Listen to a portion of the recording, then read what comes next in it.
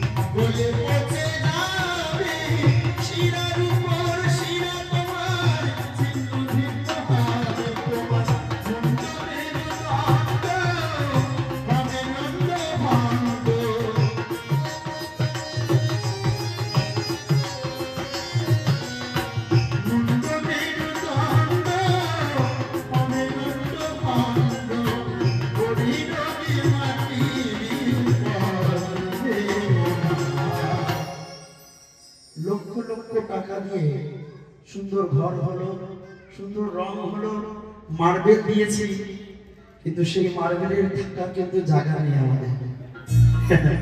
এই দেহটা নশ্বর, তাই সময় থাকতে আমাদের প্রত্যেকেরই দীক্ষা শিক্ষা নেওয়া কিন্তু প্রয়োজন। আমরা চাই কি বয়সটা হোক তারপরে কে নেবো, কিন্তু না, দীক্ষার বয়স 12 থেকে 40-এর ভিতরে হবে।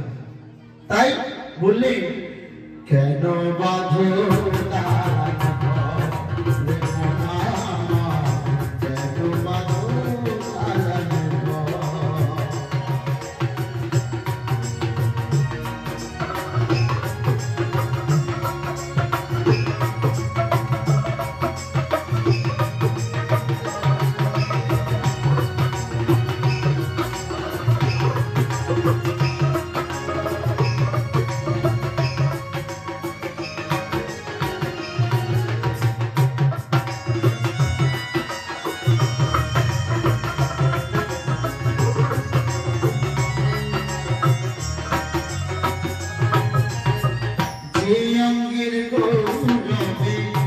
সাজিয়েছ সোনা দানা কত কিছু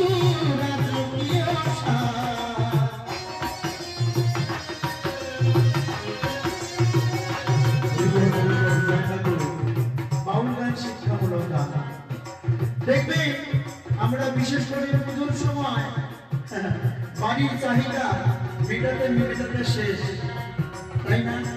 ভালো শাড়ি চাই, ভালো জামা চাই, একটি গয়না চাই, আংটি চাই, নাকের চাই, কানের চাই, কিন্তু মারা গেলে আগে কিন্তু এইগুলোকেই নিয়ে নেয়, তাই না? দেখবেন ওই দামি জিনিসগুলো কিন্তু প্রথমেই নিয়ে নেবে, তখন আপনার কোনো দাম নেই। তাই বললে যে অঙ্গের গৌরবে পড়েছ সোনা দানা কত কিছু রাজকীয় সাজ, তোমার প্রাণ পাখি যাবে উড়ে দেহ রবে পড়ে।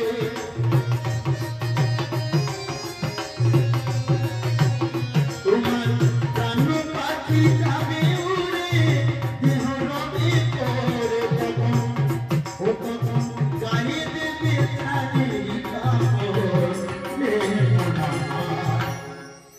ধানের যেটা দেয়, ধান যেটা দেয়, প্রথমে বাজারে গিয়ে বলবে সব থেকে কম দামের ধানটা কোনটা আছে দিন, তাই না? আমরা কিন্তু অহংকার করি খুব। তাই মহাজন বললেন সেদিন গায়ে দেবে চাঁদের কাপড়,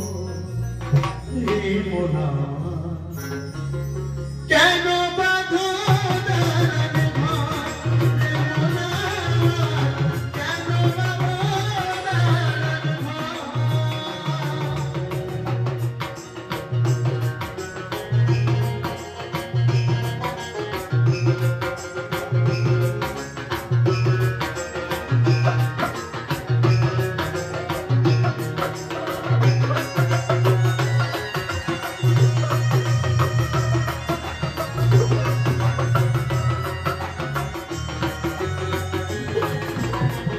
এমন সাধের মানব জনম খেলাতে হারালে, আত্মাই উপরের চেষ্টা করবো না করি।